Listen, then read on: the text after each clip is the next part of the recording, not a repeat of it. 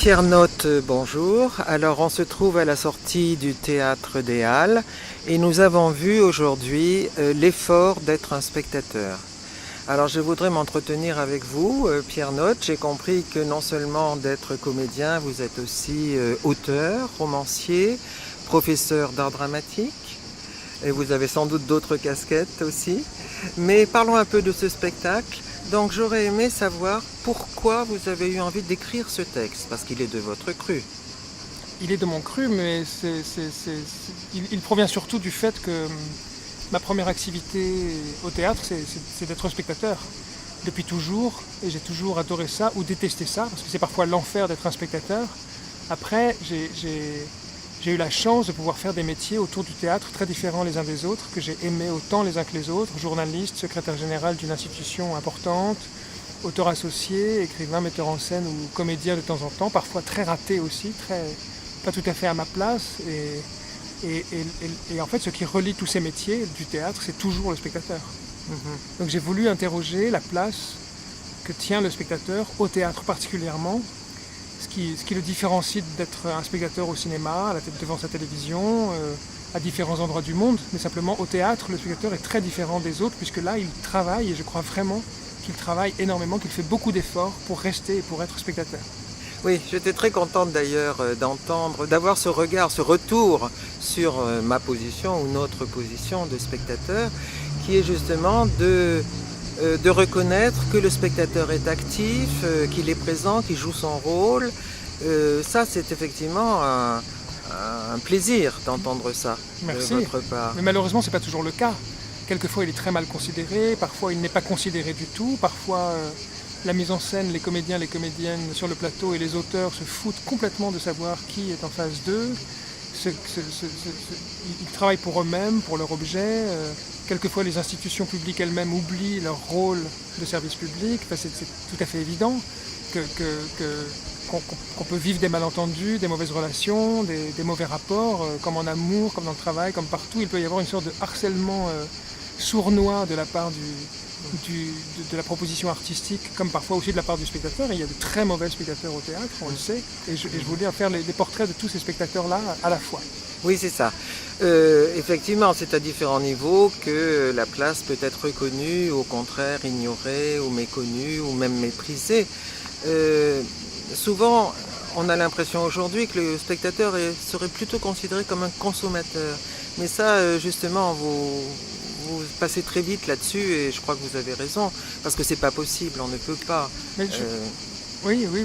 Je passe très vite là-dessus, mais en même temps, c'est quand même le nerf de toute la proposition. C'est-à-dire que est-ce que le spectateur de théâtre est un individu, une entité qui pense, qui réfléchit, qui travaille, qui imagine, qui cherche à comprendre, qui comprend, ou est-ce que c'est quelqu'un qui s'oublie, qui est considéré comme un consommateur, qui donc consomme, comme font d'ailleurs les porcs, qui sont aussi domestiqués pour leur chair et qui sont consommés parfois. Donc est-ce que le spectateur est un consommateur consommé par la proposition, ou est-ce que c'est un acteur à part entière de la proposition? C'est l'essentiel de la question que je veux poser à travers ce travail. Alors notre association organise tous les mois des apéros des spectateurs et écrit des articles, donc je vous ferai parvenir le livret bien sûr de tous ces articles. Et à notre émission Eviva Culture aussi, nous évoquons des spectacles et des réactions de spectateurs. Et j'ai été frappé aussi, parce que vous parlez beaucoup de l'acteur finalement. Ce rapport est duel entre l'acteur et le spectateur. Et à un moment, vous dites que ça peut être raté. Le contact n'a pas lieu, quel que soit le texte, d'ailleurs le niveau de l'acteur, peut-être le spectateur aussi. C'est raté. Et j'ai des souvenirs de spectateurs comme ça. J'ai des souvenirs de pièces où je me disais ça passe pas, ça passe pas, ça passe pas. Et je crois qu'en face, sur scène, il se le disait aussi. Et à un moment, il y a quelque chose qui se passe. Enfin, c'est ce que j'ai cru remarquer, hein, mais c'est vous qui le savez, une sorte de « on va tout donner, on va se lancer, on va être généreux ». C'est le mot générosité, moi, qui m'est venu à ce moment-là. Oui. Et à ce moment-là, le spectateur l'a senti, enfin le public, puisqu'on devient un public. Et ça y est, c'était gagné. Mais il a fallu ce sursaut-là de générosité Oui, oui, oui, oui, il me semble que ça a à voir avec ça. Et ce que vous appelez la générosité, c'est ce que je nomme pour ma part la nécessité. Mhm. C'est-à-dire quand on sent sur le plateau la nécessité d'entrer dans une relation avec le spectateur, avec le public, la nécessité impérieuse, la nécessité vitale de dire ce qu'on a à dire, de le faire, de le montrer, de le porter, de le produire, de le mettre en scène, de le jouer, de l'incarner, de l'interpréter. Quand on est là par nécessité, alors je crois que le spectateur peut trouver à lui aussi sa nécessité d'être là. Il peut la trouver en lui, et quand il ne trouve pas cette nécessité d'être là, c'est bien parce que souvent, le théâtre, le plateau ne lui donne pas cette place, ne lui permet pas de se sentir aussi nécessaire dans la proposition. Et quand le spectateur ne se sent pas nécessaire, quand il perd sa nécessité à être là, lui, évidemment, l'échec, le bide, le four pointe alors son nez d'une manière Oui, c'est ça. sournoise. Et nécessaire sans qu'il soit besoin de ce qu'on appelle au cinéma le regard caméra, qui a été longtemps interdit, tabou, mais sans adresse au public, ce contact, cette nécessité s'établit, même si l'acteur, évidemment, ne nous regarde pas, ne s'adresse Non, pas bien sûr, directement bien à sûr. nous. Mais parce qu'il y en a mille des manières d'être dans un rapport singulier, privilégié avec le spectateur, avec le public, avec la proposition. Évidemment, heureusement, c'est pour ça qu'il y a 1000 théâtres qui se contredisent, qui s'opposent, qui se complètent et qui n'ont rien à voir avec les uns avec les autres, parce que justement, il peut y avoir 1000 manières d'organiser ce rapport, cette relation avec le public, avec l'autre. Mais c'est quand cette relation ne s'établit pas, qu'elle n'a pas lieu, qu'évidemment...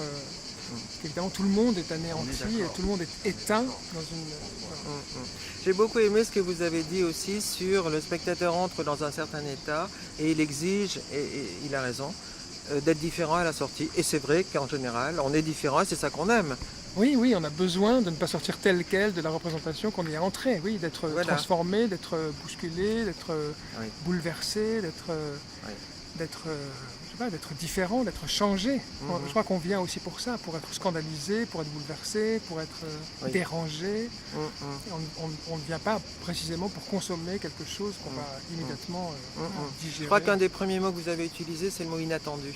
Alors évidemment, ça m'a parlé immédiatement, parce que c'est notre leitmotiv, la curiosité, aller vers l'inconnu, voilà, et c'est très difficile en fait. Oui, oui, mais c'est ce qui me semble.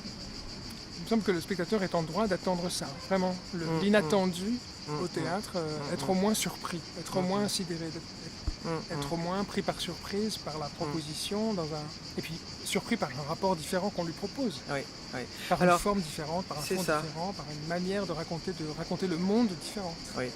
Alors tout le temps de votre spectacle, je me disais, bon sang, il faudrait que j'ai le texte. Parce que c'est vrai qu'il y a beaucoup de choses. Il existe, il est voilà, c'est ce que j'ai vu, donc je vais me le procurer. Mais effectivement, ça demande une grande concentration de notre part, là pour le coup, un grand effort. Et alors ce qui m'a frappé aussi, c'est toutes les citations que vous nous donnez. Alors bien sûr, de par le travail de notre association, je connaissais les auteurs que vous avez cités, même des citations que vous avez données, mais je me demande si ce n'est pas un spectacle basé sur la connivence. Est-ce que vous connaissez votre public? Je ne dis pas ça en mauvaise part, hein. Je dis mais sur une sorte de complicité, parce que vous savez que les gens qui viennent connaissent Winawer, connaissent Régis, connaissent Rodrigo Garcia.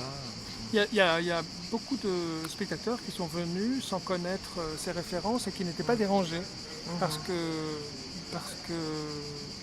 Et moi je ne voulais pas m'interdire de citer des gens à qui j'ai envie de rendre hommage, des gens qui m'impressionnent, des gens dont l'œuvre est fondamentale, essentielle pour moi. Et puis si ça peut permettre à des gens de les découvrir, tant mieux. Et ceux qui ne les connaissent pas ne m'ont pas fait part de leur d'une frustration, d'une gêne ou d'une difficulté à comprendre ce qui se racontait.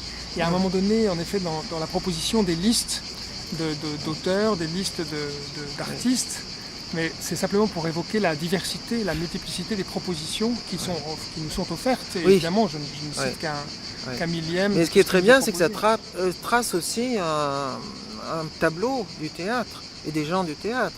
Et c'est très, très drôle quand vous dites il n'y a pas d'auteur vivant ou quelque chose comme ça. Enfin, oui, on nous l'a dit, on nous dit si souvent. Mais en fait, les citations, elles sont importantes.